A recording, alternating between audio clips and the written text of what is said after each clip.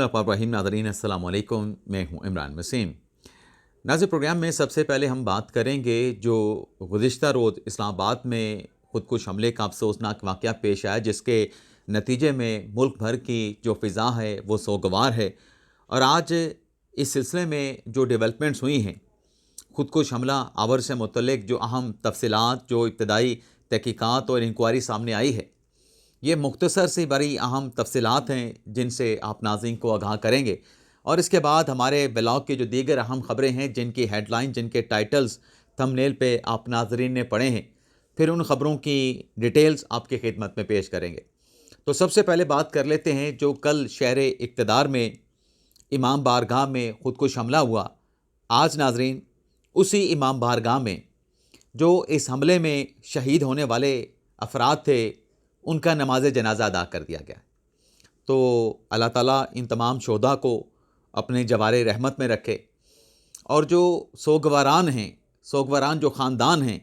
उन्हें अल्लाह तबारक ताला ये सदमा जो है बर्दाश्त करने की हिम्मत और इस्तकामत अता फ़रमाए। लेकिन इस दौरान नाज़रीन, कल से जब ये अफसोसनाक वाक़या इंसिडेंट हुआ है, तहक़ीक़ाती इदारों की जानिब से जो इब्तदाई इन्वेस्टिगेशन की गई है, उसमें यह पता चला है कि जो हमला आवर था वो फायरिंग करके मस्जिद के हॉल तक पहुंचा था। बाहर 2 फायरिंग की गई, 2 फायर किए गए, और जब हमला आवर मस्जिद के अंदर दाखिल हुआ तो 6 फायर जो है हमला आवर की तरफ से किए गए। और इस अटैक में इब्तदाई इंक्वायरी के मुताबिक 4 से 6 किलो बारूदी मवाद जो है वो इस्तेमाल किया गया, जबकि जो बाल बेरिंग थी उसकी बड़ी तादाद जो है इस बारूदी मवाद में जो है उनको इस्तेमाल किया गया, जिसकी वजह से जो शोधा हैं उनकी तादाद भी बहुत ज़्यादा है, और जो ज़ख्मी हैं उनकी तादाद भी जो है वो सैकड़ों में चली गई। लेकिन इब्तदाई तहक़ीक़ात में ये भी पता चला है कि जो हमला आवर था वो पाकिस्तानी था, पेशावर का रहायशी था। उसके 2 भाइयों को, एक खातून को गिरफ़्तार कर लिया गया है, और जो सिक्योरिटी फोर्सेस हैं, तहक़ीक़ाती जो इदारे हैं, उनकी जानिब से पेशावर और नौशहरा में रेड्स किए जा रहे हैं, छापे मारे जा रहे हैं। मज़ीद जो इस हमले से जुड़े जो सहूलतकार हैं, जो किरदार हैं, उनकी गिरफ़्तारियों का इम्कान भी ज़ाहिर किया जा रहा है। और ये भी इब्तदाई तहक़ीक़ात में सामने आया है कि जो हमला आवर था वो 5 माह तक अफ़गानिस्तान में मुक़ीम रहा। वहाँ पे उसने तरबियत हासिल की, ख़ुदकुश हमले की और असला चलाने की, फायरिंग करने की। और आपको पता है कि कल जब ये अफसोसनाक वाक़या हुआ तो उसके बाद बसंत का जो इवेंट लाहौर में सेलिब्रेट किया जा रहा था, पंजाब की वज़ीर आला मरीम नवाज़ साहबा की जानिब से जितने भी ऑफिशियल इवेंट्स थे, जिसमें मेगा बसंत का जो शो था, उन तमाम तकरीबात को जो है पंजाब हुकूमत की जानिब से कैंसिल कर दिया गया। तो ये तो नाज़रीन तफसीलात हो गई कल के अफसोसनाक वाक़े से मुतल्लिक़। अब आते हैं 2 अदालती ख़बरें हैं। फैज़ अमीर साहब को तो ज़मानत नहीं मिल सकी जब उनको हिरासत में लिया गया, बल्कि उनके ख़िलाफ़ अदालती फ़ैसला आ गया जिसमें 14 साल की सज़ा जो है उनको सुनाई गई। मज़ीद उनके ख़िलाफ़ जो 9 मई का केस है, उसकी इन्वेस्टिगेशन, उसकी तहक़ीक़ात जारी है। लेकिन जो फैज़ हमीद के भाई हैं नजफ़ हमीद, जिन्होंने ज़मानत हासिल की थी जालसाजी के केस में, FIA के मुकदमे में, लेकिन FIA ने वो बेल कैंसिलेशन के लिए स्पेशल सेंट्रल अदालत से रुजू किया था, और स्पेशल सेंट्रल अदालत ने 16 जनवरी को न सिर्फ नजफ़ हमीद की जो ज़मानत थी उसको कैंसिल कर दिया था, बल्कि FIA को नजफ़ हमीद के ख़िलाफ़ इंक्वायरी करने का, तहक़ीक़ात करने का गो अहेड भी दे दिया गया था। इस फैसले को नजफ़ हमीद ने जो इस्लामाबाद हाई कोर्ट में चैलेंज किया था, अब इस्लामाबाद हाई कोर्ट का पहली समाअत का जो तहरीरी ऑर्डर है वो सामने आया है, जिसमें एक तो FIA को नजफ़ हमीद की जो गिरफ़्तारी है उस गिरफ़्तारी से रोक दिया गया है। दूसरा जो निचली अदालत का फ़ैसला जिसमें बेल कैंसिल की गई और उसमें FIA को नजफ़ हमीद के ख़िलाफ़ कार्रवाई का अख्तियार दिया गया, इस्लामाबाद हाई कोर्ट में उनकी अपील का फ़ैसला होने तक जो है FIA को नजफ़ हमीद के ख़िलाफ़ किसी भी किस्म की कार्रवाई और गिरफ़्तारी से रोक दिया गया है। मुतलका हुकाम को इस्लामाबाद हाई कोर्ट ने नोटिस जारी करके आइंदा समाअत पर उनसे जवाब जो है वो तलब कर लिया गया है। एक तो नाज़रीन अदालती ख़बर की डिटेल ये हो गई। दूसरी अदालती ख़बर है जज साहब को फ़ारिग करने से मुतल्लिक, और सीनियर जज साहब को उनके ओहदे से برطرف کرنے کا فیصلہ، یہ خبر ہے۔ ناظرین، ہم نے چند دن پہلے ایک ولاگ میں بات کی تھی کہ شہر اقتدار میں یہ باتیں ہو رہی ہیں کہ اسلام آباد ہائی کورٹ کے 2 ججز کا ٹرانسفر ماہ رمضان یا ماہ رمضان کے بعد ہو سکتا ہے، جس میں محسن اختر کیانی صاحب کا نام لیا جا رہا تھا، جس میں جسٹس بابر ستار صاحب کا نام لیا جا رہا تھا، اور اب یہ رپورٹ ہوا ہے کہ یہ جو ججز کے تبادلے کا معاملہ ہے،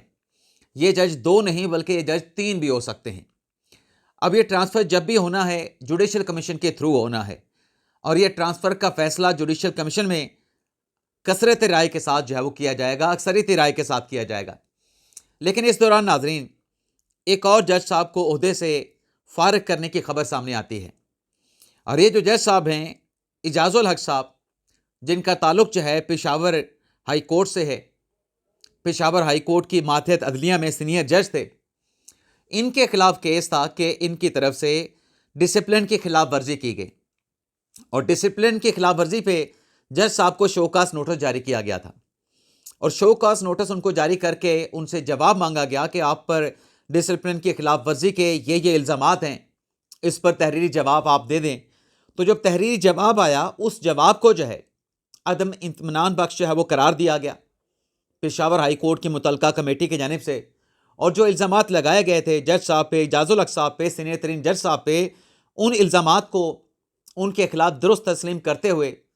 جج اعجاز الحق صاحب کو ان کے عہدے سے برطرف کرنے کے جو ہے وہ ریکمنڈیشن یعنی فیصلہ جو ہے وہ سنا دیا گیا ہے۔ تو یہ عدلیہ سے جڑی دوسری خبر آ گئی۔ اب آ جاتے ہیں جو عمران خان سے جڑی، ان کی ملاقات سے جڑی، ان کی گارنٹی سے جڑی جو اہم خبر ہے، اور تحریک انصاف نے کیا کامیابی حاصل کی ہے۔ ایک تو ناظرین، پاکستان تحریک انصاف کو یہ کامیابی ملی ہے کہ جو میڈیکل رپورٹ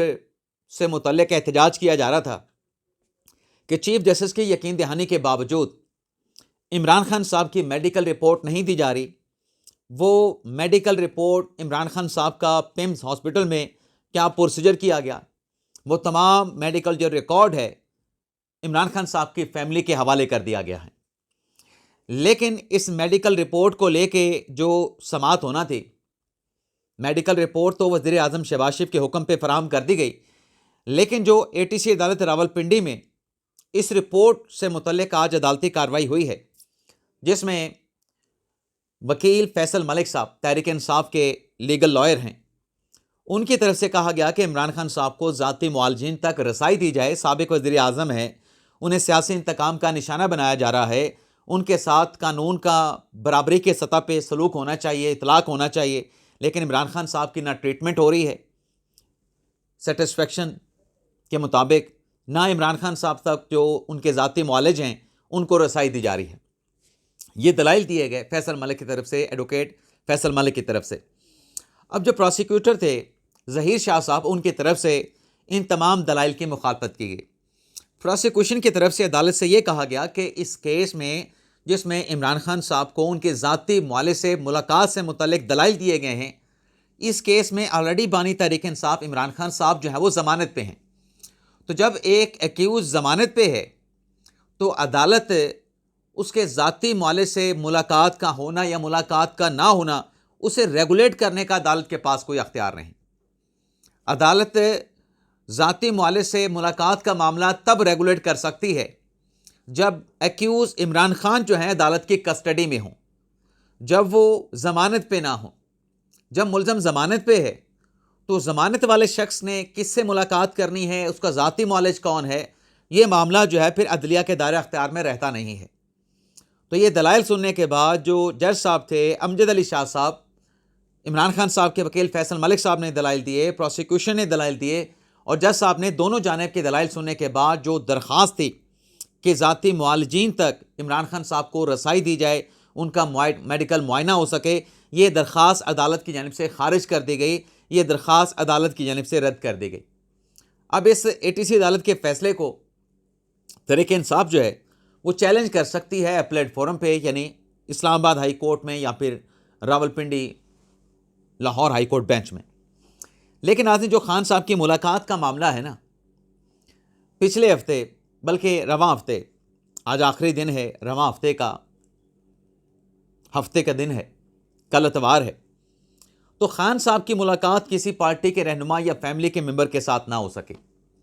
لیکن اس دوران منگل کے دن جو بشرا بی بی صاحبہ کی فیملی، ان کی بیٹی، ان کی جو بھابھی ہیں مہر النساء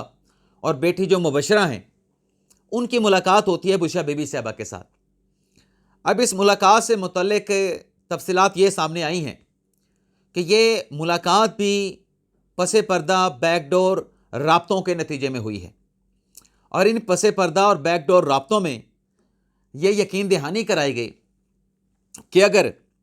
بشرا بی بی صاحبہ کی فیملی کے ممبران کو ملاقات کرنے کی اجازت دی جاتی ہے تو اس ملاقات کو ایکسپلائٹ نہیں کیا جائے گا، اس ملاقات میں سیاسی گفتگو نہیں ہوگی، اس ملاقات کو سیاسی پیغام رسانی کے لیے استعمال نہیں کیا جائے گا۔ یہ یقین دہانی، یہ گارنٹی کرائی گئی، اور یہ گارنٹی کس نے کی؟ یہ بیک ڈور رابطہ، پس پردہ رابطے کس نے کیے؟ تو اس میں نام آ رہا ہے جناب بیرسٹر سیف صاحب کا، اور بیرسٹر سیف صاحب اوپنلی اس بات کا اعتراف کرتے ہیں کہ ان کے اسٹیبلشمنٹ کے ساتھ دہائیوں سے درینہ مراسب ہیں، درینہ تعلقات ہیں۔ تو یہ جو ملاقات ہوئی ہے، اور آپ جانتے ہیں کہ اس ملاقات کے بعد کوئی سیاسی پیغام اندر سے باہر نہیں آیا ہے، اور یہ بھی بتایا جا رہا ہے کہ اس ملاقات میں صرف کیسے ہیں، کیسے نہیں ہیں، ان کی کیئر سے متعلق، بشرا بی بی صاحبہ کی، خان صاحب کی صحت کیسی ہے، اس کے علاوہ اس ملاقات میں ذرائع بتاتے ہیں کوئی ڈسکشن نہیں ہوئی ہے۔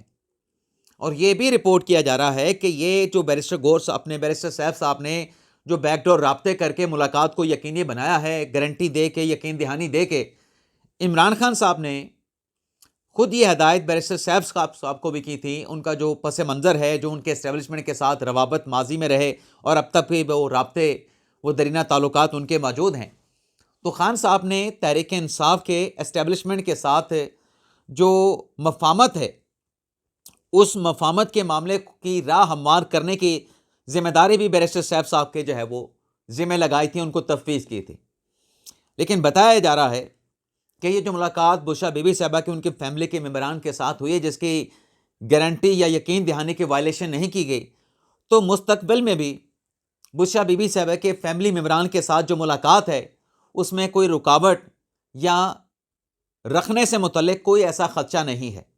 مستقبل میں بھی بشرا بی بی صاحبہ کے فیملی کے ممبران کے ساتھ ان کی ملاقاتیں جو ہیں وہ ہونے کا روشن